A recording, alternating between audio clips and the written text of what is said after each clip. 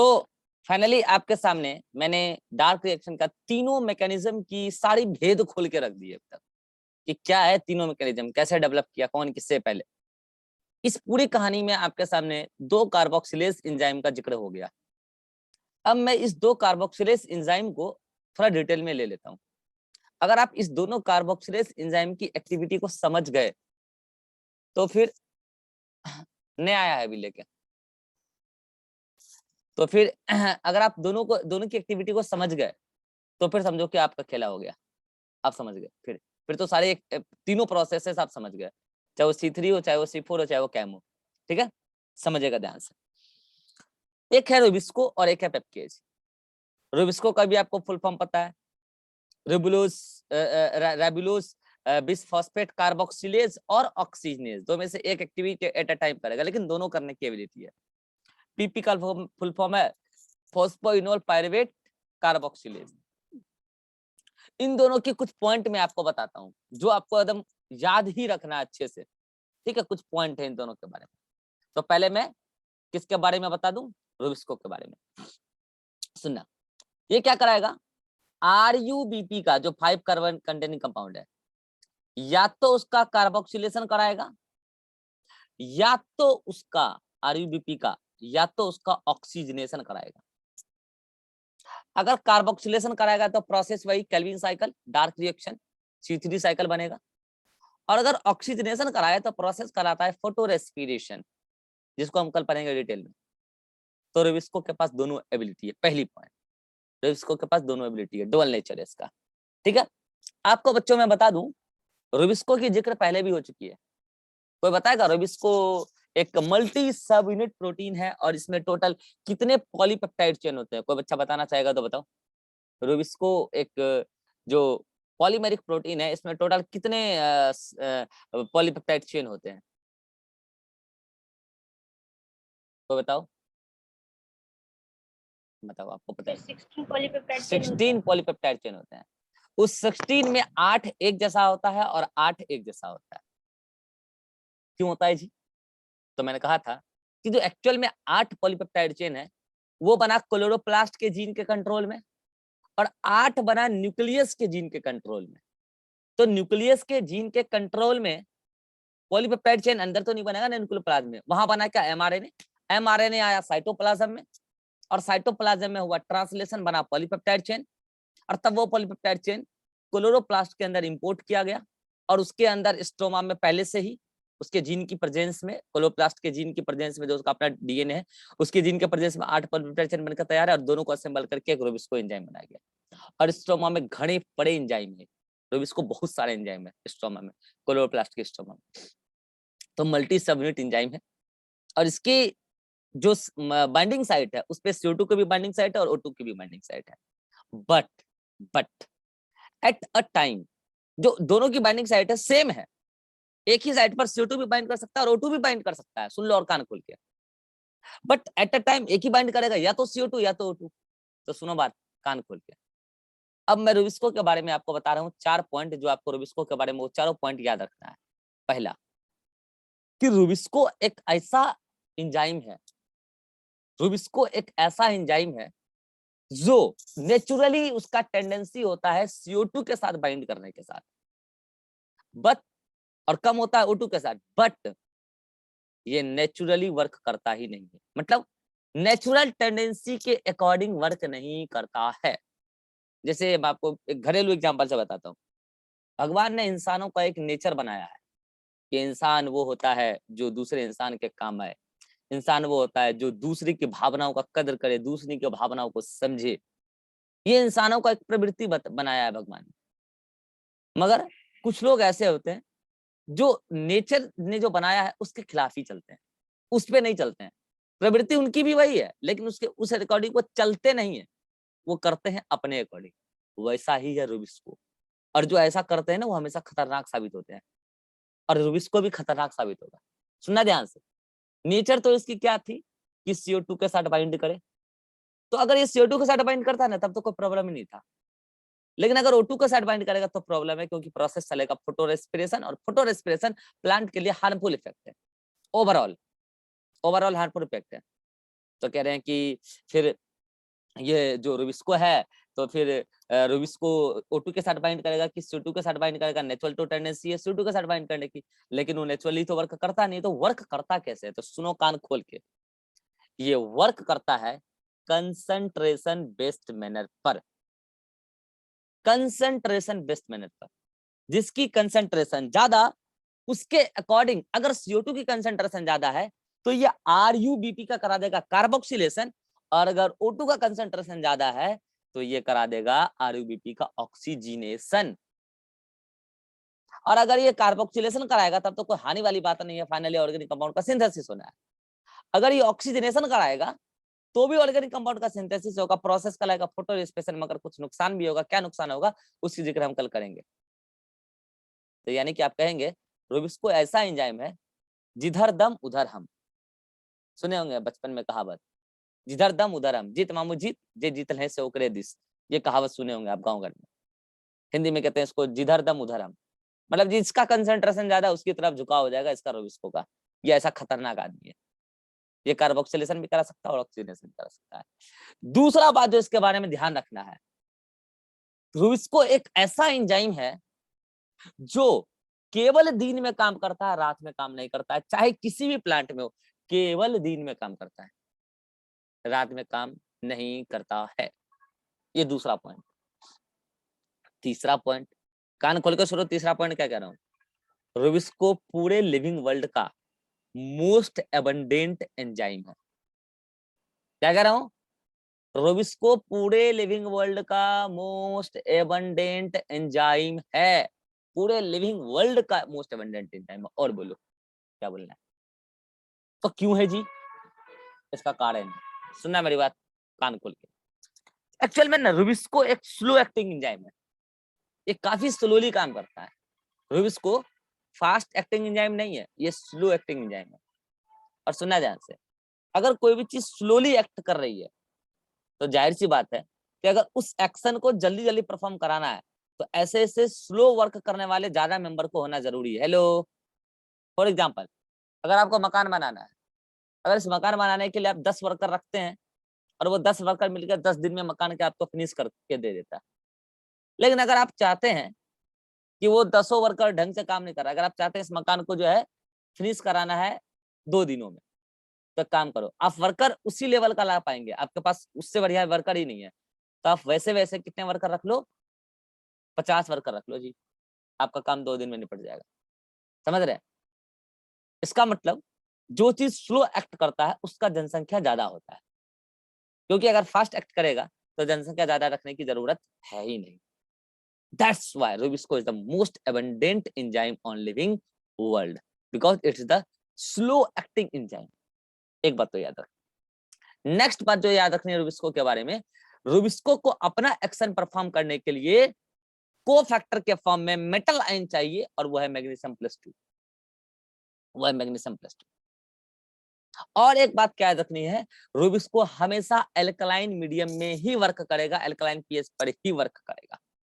तो क्या क्या बोल दिया, मैं फिर से बोल देता हूँ। रुबिस्को कंसंट्रेशन बेस्ड मैनर पर वर्क करता है, जिधर दम उधर हम। रुबिस्को दिन को काम रात को विश्राम, दिन को काम करेगा रात को काम नहीं करेगा, केवल दिन में काम करेगा। रुबिस्को पूरे एंटायर लिविंग वर्ल्ड का मोस्ट अबंडेंट प्रोटीन है, क्योंकि स्लो एक्टिंग एंजाइम है। रुबिस्को की एक्टिविटी के लिए मैग्नीशियम +2 का होना जरूरी है और एल्कलाइन पीएच का होना जरूरी है। ये तो बात हुई किसकी, रुबिस्को की। रुबिस्को एक मल्टी सबयूनिट एंजाइम है जिसमें 16 पॉलीपेप्टाइड चेन होते हैं, 8 बनते हैं न्यूक्लियर जीन की प्रेजेंस में, 8 बनते हैं क्लोरोप्लास्ट जीन की प्रेजेंस में। और ये RuBP का कार्बोक्सिलेशन भी करा सकता है और ऑक्सीजनेशन भी करा सकता है।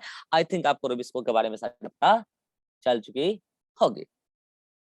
जब इतना सब कुछ था ही, रुबिस्को जब करा ही रहा था कार्बोक्सिलेशन, तो फिर पेप्केज का आई, अगर आई है तो थोड़ी बात तो करनी बनती है पेप्केज के बारे में भी। तो जी पेप्केज क्या कराएगा, ये भी क्या कराएगा, कार्बोक्सिलेशन। और ये केवल और केवल कार्बोक्सिलेशन कराएगा, ये ऑक्सीजनेशन एक्टिविटी नहीं रखता। मगर ये कार्बोक्सिलेशन किसका कराएगा, तो ये कराएगा पीपी का, फॉस्फोइनोल पाइरुवेट का कार्बोक्सिलेशन। ये फॉस्फोइनोल पाइरुवेट का कराएगा कार्बोक्सिलेशन। क्लास ले रहे हैं, लेके करेंगे कॉल। हाँ ठीक है, तो ये फॉस्फोइनोल पाइरुवेट का कराएगा क्या, कार्बोक्सिलेशन। ठीक है, दूसरी बात, मैंने रुबिस्को के बारे में क्या बोला था कि वो कार्बोक्सिलेशन भी करा सकता है, ऑक्सीडेशन भी करा सकता है, जिधर दम उधर हम। यहाँ तो ऐसा चक्कर ही नहीं है जी, ये तो केवल क्या कराएगा, कार्बोक्सिलेशन। तो इधर जिधर हम इधर वाली बात तो बैठेगी नहीं जी। ठीक है जी, अब अगला बात क्या है इसके बारे में, मैंने रुबिस्को के बारे में क्या बोला था, दिन को काम रात को विश्राम। और पेप्केज के बारे में सुनो, दिन में भी काम रात में भी काम, दिन में भी काम रात में भी काम। चलो मुझे कोई बताएगा कि पेप्केज दिन में किस प्लांट में काम करता है और रात को किस प्लांट में काम करता है, बताओ, अभी बताओ थोड़ी देर पहले। पेप्केज एंजाइम दिन में किसमें काम करता है, रात को किसमें काम करता है, C4 में दिन में और रात में C4 में दिन में और कैम में रात को काम करता है। ठीक है, तो ये बात है पेप्केज की। अगर इतनी बात समझ में आ गई तो मुझे एक बात बताओ, जो समझदार लोग होंगे उनका भेजा खुल चुका होगा और उनके मन में एक सवाल आ रहा होगा, सर एक बात बताइए, कार्बोक्सिलेशन ही तो कराना है और आप कहते हैं कि रुबिस्को दुनिया के हर प्लांट में होता है, जो भी फोटोसिंथेसिस करता है, डायरेक्ट ऑक्सीजन जलाता है, रुबिस्को सभी में होता है। तो जब रुबिस्को सभी में था तो पेप्केज जाने की जरूरत ही क्या थी जी, है? अरे भैया कार्बोक्सिलेज एंजाइम तो था ही रुबिस्को, तो पेप्केज की जरूरत क्या पड़ी, क्या कोई बच्चा बता सकता है मुझे, बताओ। अरे भैया रुबिस्को तो था ही, भेजा लगाओ भेजा। तो शायद ही फास्ट प्रोसेस कर सकता है रुबिस्को से ज्यादा। रुबिस्को से ज्यादा फास्ट कर सकता है, एक तो जवाब ये होगा। दूसरा, अरे मैंने अभी थोड़ी देर पहले कहा था पेप्केज केम और C4 प्लांट में आया है, और ये C4 प्लांट के लिए तो वरदान साबित है। C4 प्लांट में फोटो रेस्पिरेशन जैसी फिनोमेना उसको परेशान करके रखा हुआ था, फोटो रेस्पिरेशन को घटाने के लिए पेप्केज आया है, क्योंकि ऑक्सीजनेशन नहीं करता, ऑक्सीजनेशन नहीं करता। और सुनो, फिर आप बोलोगे सर रुबिस्को तो है C4 प्लांट में, तो जहां रुबिस्को है ना C4 प्लांट में, वहां O2 की अवेलेबिलिटी नहीं होगी। जहां पर रुबिस्को है वहां O2 की अवेलेबिलिटी नहीं होगी। कैसे नहीं होगी, वो आपको करेंज एनाटॉमी से समझ में आ जाएगा। इसी वजह से तो उसका फोटो रेस्पिरेशन रेट घटा लिया गया है। ये वरदान दिया है पेप्केज ने C4 प्लांट को, और केम प्लांट को भी वरदान दिया है। केम प्लांट पे पेप्केज रात को काम करता है, तो वरदान ही वरदान है, रात को काम करेगा जी CO2 को, क्योंकि रात को तो रुबिस्को काम करता है नहीं जी, तो ये दिन को काम करेगा, तो दिन को तो स्टोमेटा क्लोज है केम प्लांट में, तो रात को काम कर रहा है और रात को CO2 स्टोर करवा रहा है मैलिक एसिड के फॉर्म में। कितना बड़ा वरदान साबित हो गया है, तो इसलिए पेप्केज इवॉल्व किया। नेक्स्ट मुझे बताओ, अभी अभी रिभा ने कहा कि रुबिस्को और पेप्केज के प्रेजेंस के कंपैरिजन में कार्बोक्सिलेशन रिएक्शन के लिए पेप्केज ज्यादा रिएक्टिव है, ये बात सच है। व्हाई व्हाई व्हाई, भेजा लगाइए, अगर आप एंजाइम पढ़े हैं तो आपको समझ में आना चाहिए चीज। Why why the activity of peptidase is more for the carboxylation reaction as compared with Rubisco. Why? Hint दे रहा हूं मैं, एंजाइम से रिलेटेड है, एंजाइम एक्टिविटी से सोचो, एंजाइम काइनेटिक्स से सोचो। अरे बोलो भोंट। हाँ केम कांस्टेंट बहुत बढ़िया, केम कांस्टेंट। हाँ कांस्टेंट तो किसका केम कांस्टेंट, सृष्टि को बोले किसका केम कांस्टेंट ज्यादा होगा और किसका केम कांस्टेंट कम होगा कार्बोक्सिलेशन रिएक्शन के लिए। रुबिस्को का केम कांस्टेंट कम होगा और पेप्केज का ज्यादा होगा। ए भोंट, केम कांस्टेंट कम होना अच्छी बात है, और अच्छा एंजाइम तो पेप्केज है रे भोंट, तो उसका केम कांस्टेंट ज्यादा क्यों बता रहे हो, अरे सब गोबर कर रहे हो। सिखाया था केम कांस्टेंट जितना कम उतना बढ़िया एंजाइम। केम कांस्टेंट क्या होता है, ऐसा सबस्ट्रेट कंसेंट्रेशन जहां पर रिएक्शन एंजाइम अपने वी मैक्स के आदि को गेन कर ले, तो जितना कम सबस्ट्रेट पे वो अपने मैक्सिमम गति के आदि को गेन कर लेगा तो उतना बढ़िया है ना। तो कार्बोक्सिलेशन रिएक्शन कौन जा फास्ट करा रहा है, पेप्केज ना। कम CO2 रिएक्शन पर, कम CO2 कंसंट्रेशन पर भी थोड़ा सा भी CO2 कंसंट्रेशन है तो पेप्केज पूरा एकदम फास्टली एक्ट कर रहा है, पूरी बढ़िया से एक्ट कर रहा है। इसका मतलब उसकी केम वैल्यू कम है और अब इसको केम वैल्यू ज्यादा है। That's why Pepcase is more active for carboxylation reaction as compared to Rubisco. बोलो. Now, our next question is, अभी मैंने आपको बताया कि रुबिस्को की नेचुरल टेंडेंसी होती है CO2 के साथ ज्यादा बाइंड करने की, O2 के साथ कम बाइंड करने की. हालांकि वो नेचुरल टेंडेंसी पे वर्क करता नहीं है, वो वर्क करता कंसंट्रेशन बेस्ड मैनर पर. लेकिन नेचुरल टेंडेंसी तो उसकी यही होती है कि वो, अगर मैं कह रहा हूं कि रुबिस्को के सामने मैं 1 ग्राम CO2 और 1 ग्राम O2 रख दूं, सेम कंसंट्रेशन दोनों की, तो वो CO2 के साथ बाइंड करेगा. इससे उसका नेचुरल टेंडेंसी पता चलता है.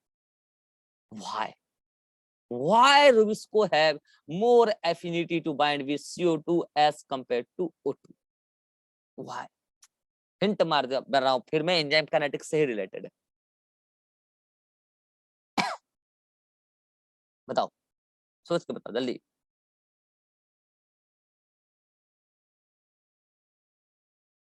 चलो सुनो. हाँ बोलो.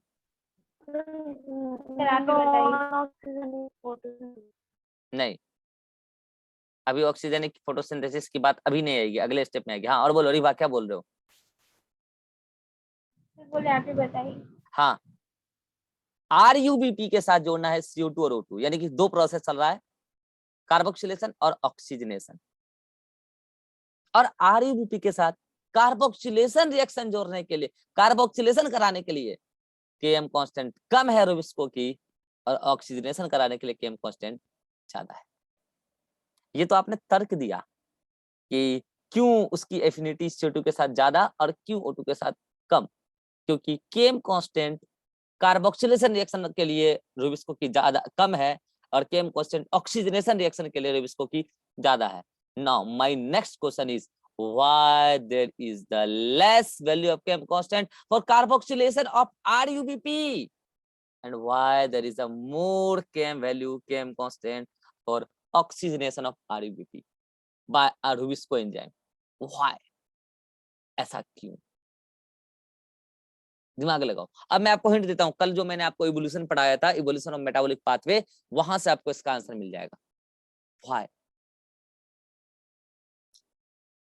रुबिस्को की CO2 के साथ एफिनिटी ज्यादा है क्योंकि उसकी Km कांस्टेंट कम है कार्बोक्सिलेशन के लिए. O2 के साथ एफिनिटी कम है क्योंकि ऑक्सीडेशन के लिए Km कांस्टेंट ज्यादा है. तो ऐसा क्यों है? क्यों है ऐसा? क्या ये विधि का विधान है? क्या ये इत्तेफाक है? क्या है ऐसा? क्यों? सुनिए सुनिए. दुनिया में पहले एरोबिक रेस्पिरेशन आया, सॉरी, दुनिया में पहले ऑक्सीजनिक फोटोसिंथेसिस आया या नॉन ऑक्सीजनिक आया? Non oxygenic. तो जब दुनिया में, अच्छा, दुनिया में पहले रेस्पिरेशन आया कि फोटोसिंथेसिस आया? रेस्पिरेशन आया. तो रेस्पिरेशन में CO2 रिलीज होता है या नहीं होता है? तो CO2 तो पहले आ चुका होगा O2 के आने से पहले, यस और नो? और जब फोटोसिंथेसिस स्टार्ट हुआ तो पहले ऑक्सीजनिक हुआ कि नॉन ऑक्सीजनिक हुआ? नॉन ऑक्सीजनिक कल ही पढ़ाया है. पहले नॉन ऑक्सीजनिक फोटोसिंथेसिस स्टार्ट हुआ. तो मुझे बताओ कि नॉन ऑक्सीजनिक फोटोसिंथेसिस में जो डार्क रिएक्शन चल रहा होगा कि नहीं चल रहा होगा? कार्बोक्सिलेशन रिएक्शन के लिए कौन सा एंजाइम आया होगा दुनिया में पहले, रुबिस्को या पेप्केज? रुबिस्को के सामने उस टाइम CO2 था बाइंड करने के लिए या O2? CO2. रुबिस्को पैदा ही हुआ था कार्बोक्सिलेशन रिएक्शन कराने के लिए. वो तो बाद में O2 को देख के उसका मन बहक गया है, और ऐसा बहका है कि आज तक बहका हुआ ही है. अरे भैया, रुबिस्को तो पैदा ही हुआ था कार्बोक्सिलेशन रिएक्शन कराने के लिए. उसकी तो नेचुरल टेंडेंसी ही है कार्बोक्सिलेशन कराने की. वो तो O2 उसको अट्रैक्ट करके उसका मन बहका रखा है. जब जब O2 को देखता है ज्यादा है तो वो पलड़ा बदल लेता है और O2 का हो जाता है. और आज भी CO2 कंसंट्रेशन अगर ज्यादा हो तो CO2 का ही कार्बोक्सिलेशन ही करा रहा था, CO2 को ही ऐड करा रहा था RUBP के साथ. इसीलिए रुबिस्को खतरनाक आदमी, जो उसकी नेचुरल टेंडेंसी है उसके खिलाफ जाता है, बहका हुआ आदमी है रुबिस्को. ये पैदा तो हुआ था कार्बोक्सिलेशन के लिए. That's why the Km constant for carboxylation reaction of Rubisco is less as compared to the Km value of oxygenation for the Rubisco for the RuBP by the Rubisco.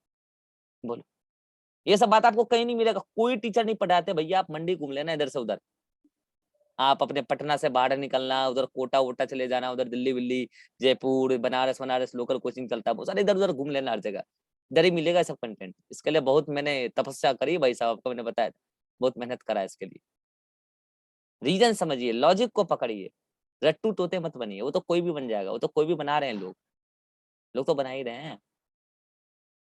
Logic को समझिए, logic को पकड़िए, concept को पकड़िए, और ऐसा पकड़िए कि फिर आपके सामने कोई टिक ना पाए। औकात ना हो 2 कौड़ी के लोगों के आपके सामने ये सब बातें करने की, उनको पल्ले भी पड़ेगा क्या चल रहा है इधर। अभी ये लेक्चर दिखा था ना मंडी के लोगों को क्या चल रहा है, उनको वो तो बोलेंगे क्या पढ़ा रहे हैं, पता नहीं क्या पढ़ा रहे हैं। अब समझने वाले को पता चल रहा है क्या पढ़ा रहे हैं, समझ आ रहा है। That's why rubisco have more tendency, more affinity for the CO2 as compare to O2। रही बात कि रुबिस्को जब O2 के साथ बाइंड करेगा तो फोटो रेस्पिरेशन होता है, और फोटो रेस्पिरेशन का नुकसान है। लेकिन नुकसान आपको हर कोई पढ़ाता है, हर कोई पढ़ाता है। मैं कहता हूं फोटो रेस्पिरेशन का फायदा भी। आप कहोगे ऐसा कैसे? फोटो रेस्पिरेशन का फायदा भी है। आपने पहले भी पढ़ा होगा फोटो रेस्पिरेशन हो सकता है, और आपको हर टीचर ने बोला होगा फोटो रेस्पिरेशन हार्मफुल प्रोसेस है प्लांट के लिए। मैं कह रहा हूँ हार्मफुल तो है ही, उसमें मैं मना नहीं कर रहा हूँ, लेकिन फोटो रेस्पिरेशन प्लांट के लिए यूजफुल भी है, यूजफुल भी है। और ये बात मैं नहीं कह रहा हूँ, जो आपकी पुरानी एनसीईआरटी थी 2005 के पहले, उसमें बकायदा लाइन लिखी हुई थी, Rubisco sorry photo respiration process is beneficial for the plant, ऐसा लिखा हुआ था। Also beneficial for the plant, it has great significance in plant metabolism, ऐसा लिखा हुआ था। क्या कोई बच्चा बता सकता है how photo respiration, how oxygenation of RuBP is useful for plant? मैं कह रहा हूँ हार्मफुल कैसे होता है मैं कल बता दूंगा आपको, लेकिन आज यूजफुल की बात यहीं पे हो जानी चाहिए। आज आपको यूजफुल समझ में आ जाएगा। चलो चलो जी बताओ, सृष्टि, जब ऑक्सीजनिक फोटोसिंथेसिस स्टार्ट हुआ तो पहले नेसेंट ऑक्सीजन आया था लिविंग दुनिया में, या मॉलिक्यूलर ऑक्सीजन आया था? Nascent oxygen. नेसेंट ऑक्सीजन आया था। कल ही बताया था मैंने कि वो नेसेंट ऑक्सीजन उसी बैक्टीरिया के प्रोटोप्लाज्म को ऑक्सीडाइज करने लगा और उसी बैक्टीरिया को मारने लगा, बताया था मैंने। यस और नो? यस और नो? यस। Yes sir. अब मैं आपको बताता हूँ एक्चुअल रीजन क्या था। जब नेसेंट ऑक्सीजन आना स्टार्ट हुआ तो नेसेंट ऑक्सीजन तड़प रहा था कि मैं किसी को ऑक्सीडाइज करूं, वो तड़प रहा था कि मैं किसी को ऑक्सीडाइज करूं, और वो चाहता था पूरी सेल को ऑक्सीडाइज कर देता, और पूरा सेल इमीडिएटली मर सकता था। उसके सामने ढाल बन के खड़ा हुआ रुबिस्को, ताकि तुम्हें बहुत शौक है ऑक्सीडेशन करने का, मेरा करो ऑक्सीडेशन। और रुबिस्को ने अपना बलिदान दिया, वो खुद ऑक्सीडाइज हो गया उस नेसेंट ऑक्सीजन से। और फिर क्या हुआ? अगर रुबिस्को ऑक्सीडाइज हो गया तो डार्क रिएक्शन की रेट बोलो बढ़ रही होगी घट गई होगी? बोलो जल्दी। घट गई होगी। घट गई होगी। तो लाइट रिएक्शन की भी रेट घट गई होगी। घट गई होगी। तो ओवरऑल फोटोसिंथेसिस की रेट घट गई होगी। घट गई होगी। तो फोटोसिंथेसिस की रेट अचानक से घटी होगी या धीरे धीरे? धीरे धीरे। तो वो बैक्टीरिया तुरंत मर गया धीरे होगा कि वो तो बैक्टीरिया तुरंत मर गया होगा या थोड़े समय बाद मरा होगा? थोड़े समय का ही जिंदगी देना, जिंदगी तो देना है ना यार। ये बलिदान दिया रुबिस्को ने। और सुनो, फोटो ऑक्सीजन से थोड़ी देर के लिए अपना खुद फोटो ऑक्सीडाइज हो गया, सेल को थोड़ी देर के लिए बचाया, लाइफ दिलाया। लाइफ देना लाइफ दिलाना होता है भाई, 1 सेकंड की जिंदगी दिलाना, 1 सेकंड की जिंदगी दिलाना भी तो बड़ी मामूली बात थोड़ी है। खुद फोटो ऑक्सीडाइज हो गया, मतलब खुद ऑक्सीडाइज हो गया नेसेंट ऑक्सीजन से, और पूरी सेल को थोड़ी देर के लिए बचाया। वो तो बाद में सेल मरे इसलिए क्योंकि फोटोसिंथेसिस रुक गया, क्योंकि रुबिस्को खत्म होने लग गया, डार्क रिएक्शन रुक गया, पूरा लाइट रिएक्शन हो गया, तो बाद में ऑर्गेनिक कंपाउंड के डेफिशिएंसी से सेल मर गया। तो उस टाइम तो रुबिस्को ने बलिदान दिया ही सही। आज भी रुबिस्को बलिदान देता है और हर रोज बलिदान देता है। आज भी रुबिस्को बलिदान देता है और हर रोज बलिदान देता है। लेकिन आज के बलिदान में रुबिस्को मरता नहीं है। आज के बलिदान में रूबिस्को उस कदर ऑक्सीडाइज नहीं होता है कि उसका केमिकल स्ट्रक्चर चेंज हो जाए, लेकिन आज भी रूबिस्को हर दोपहर में अपना बलिदान देता है। बोलो कैसे? चलो, सुबह को लाइट आई, दोपहर को लाइट पीक पे, यस और नो? यस और नो? जी तो दोपहर में Yes, sir. Rate of photosynthesis maximum, minimum या एवरेज? Maximum maximum. तो दोपहर में O2 release by the process of photosynthesis minimum, average या मैक्सिमम? Maximum maximum. मैक्सिमम तो O2 मैक्सिमम, तो O2 की कंसंट्रेशन CO2 के कंपैरिजन में ज्यादा, कम या बराबर? दोपहर में ज्यादा ज्यादा। ज्यादा O2 रूबिस्को के बाइंडिंग साइट पर O2 की प्रोबेबिलिटी बाइंडिंग की ज्यादा या CO2 की? O2 की और सुनिए, O2 की अगर ये O2 जो ये O2 है, अगर ये O2 बहुत ज्यादा एक्सेस हो गया, आपको पता है कि ये स्टोमा में आ जाएगा निकल के, अगर ये O2 बहुत ज्यादा एक्सेस हो गया तो ये दूसरे कंपाउंड को ढूंढ के ऑक्सीडाइज कर सकता है आराम से। और फिर बलिदान कौन देता है अपना? कौन देता है बलिदान? रूबिस्को रूबिस्को और क्या हो जाता है? Photo respiration. हाँ, नुकसान क्या होता है उसकी बात हम कल करेंगे। क्या हो जाता है? Photo respiration. और आज भी रूबिस्को बलिदान देता है, आज भी रूबिस्को बलिदान देता है। This is the significance of photo respiration. कोई नहीं पढ़ाता, कोई नहीं पढ़ाता फोटो रेस्पिरेशन का सिग्निफिकेंस क्या है। हानि तो सब पढ़ा रहे, फायदा भी है उसका, और पुरानी किताबों में लिखा था स्पष्ट तौर पे एनसीईआरटी में। This is the significance of photo respiration. क्या है सिग्निफिकेंस? फोटो ऑक्सीडेशन से बता रहा है सारे ऑर्गेनिक कंस्टिट्यूएंट्स ऑफ प्रोटोप्लाज्म को। पहले भी बचाया, आज भी बचा रहा है, और आज तो हर दोपहर बचा रहा है। ठीक है, तो ये है आपका रूबिस्को का एक्टिविटी। बोलो, आई थिंक आपको रूबिस्को और पेप्केज की एक्टिविटी में क्लियर कट डिफरेंस भी समझ में आ गया, और मेरे सारे सवालों का आपको जवाब में मिल गया होगा। अब आप क्या करो, मैं स्टार्ट करता हूँ मैकेनिज्म। एक मैकेनिज्म तो पढ़ा के जाऊंगा आज। C3 साइकिल एकदम आसान है। अगर आपको सारी बातें अभी समझ में आ गई तो C3 साइकिल तो आप ऐसे चुटकियों में उड़ा दोगे। ठीक है, तो मैं अभी क्या करता हूँ, इस मीटिंग को एंड कर रहा हूँ, क्योंकि 10 मिनट में C3 साइकिल होगा नहीं, कम से कम 20 से 25 मिनट लगेगा। तो आप क्या करो, जब तक इसको पढ़ लो, कहाँ से? इस क्वेश्चन से पढ़ना स्टार्ट करना, और यहाँ तक पढ़ लो। मैं आपको 5 मिनट दे रहा हूँ। कहाँ तक पढ़ लो? यहाँ तक। ये जो पेज सादा है, इस यहाँ तक, मतलब यहाँ तक पढ़ लो। ठीक है, फिर मिलता हूँ अगले मीटिंग। हाँ, यहाँ तक कोई डाउट है? सृष्टि, no sir Riva, no sir चलिए यहाँ तक पढ़िए जल्दी से।